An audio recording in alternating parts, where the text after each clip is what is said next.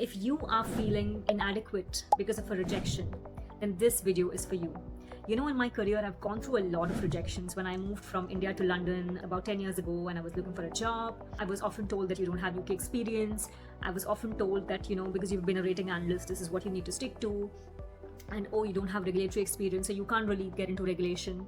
But guess what? I did. My first job was at S&P Global as part of CRISIL, and my next job was at the Bank of England in the UK, which I got within 9 months of moving to London.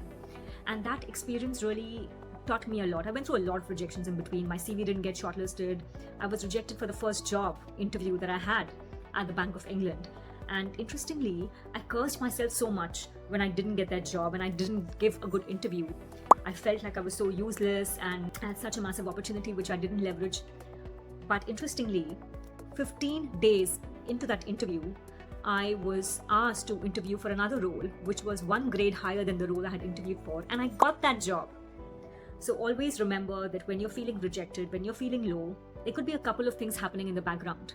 Number one, it could be the divine's way of saying, not now, not this, not like this. So remember that the universe has a much bigger and better plan for you. If you have done your bit, if you've planted your seed, if you've put in the effort, if you've applied, you've put your best CV together, you've worked hard in your job, trust the process. Trust that the divine is working for you. Number two, sometimes when we get rejected, we assume that, oh, this was my dream role, this was the dream person I wanted to work for, it was a great team, it was a great subject matter, it was a great profile, I wanted to work in that division, I wanted to work for that brand, I wanted to have that on my CV. And those are untested assumptions that you would be happy with the manager that you have, you would be happy with the team that you're going to be working with, you're going to really enjoy the subject matter. And in reality, that may be completely false. Maybe you won't be happy with the team. Maybe it's not the environment in which you can thrive. But you are busy sulking, marinating in self-doubt, feeling bad about yourself because you thought that that's all that's going to come with that job. But you never know. Maybe you would have hated it.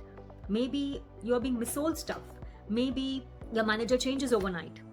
So remember that you are sulking over an untested assumption. So flip the script in your head. And number three, you know what I've realized after listening to a lot of successful people? Probably the most successful person that you know and you're inspired by has gone through the highest number of rejections. The only difference between successful and unsuccessful people is that successful people go through rejections and they still keep going. They treat it as data, as feedback, as okay, this happened, I'm going to reflect on it, I'm going to improvise and adapt, and I'm going to go for my next. They don't sit and engage and have conversations with their self-doubt. Self-doubt often comes in your life as a guest, but the more you engage with it, it becomes a tenant, and slowly it will take real estate in your mind and body.